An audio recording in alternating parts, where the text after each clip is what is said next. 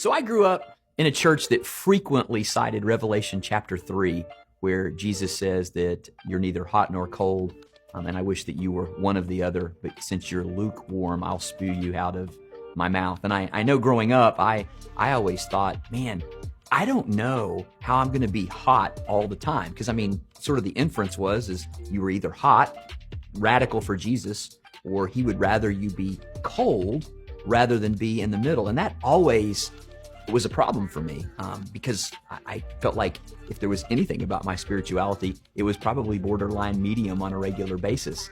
And so for a long time, I struggled with that, the guilt, the just sort of feeling like, does God really love me? Am I really a Christian? And all of that. Till one day when I was reading in Revelation and I was reading some commentaries and had started to go to school in the academic setting, I realized that where Laodicea, which is the church that Jesus is writing to in Revelation 3, Laodicea was located not too far from Hierapolis and Colossae, which were two other cities in that area.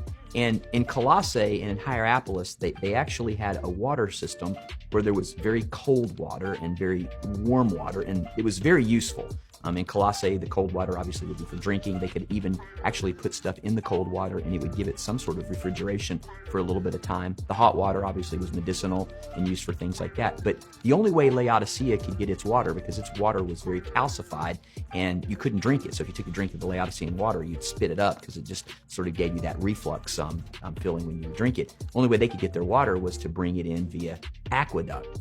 And so what would happen is that water that would come into Laodicea, whether it was cold or whether it was hot, as it traveled down the aqueducts, the cold water would warm up and the hot water would cool down. And so by the time it got to Laodicea, it was lukewarm. And what Jesus is really saying is he's saying, I know your works. He doesn't say, I know your salvational fervency.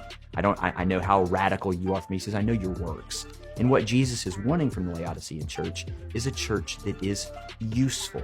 And the hot and the cold water was useful, which is why he says, I wish you were hot or cold. But what they were is they were very rich, very increased with goods, and didn't think that they really needed anything. And so therefore, their spiritual works for the Lord were very minimal. And that is what Jesus is talking about in Revelation chapter 3.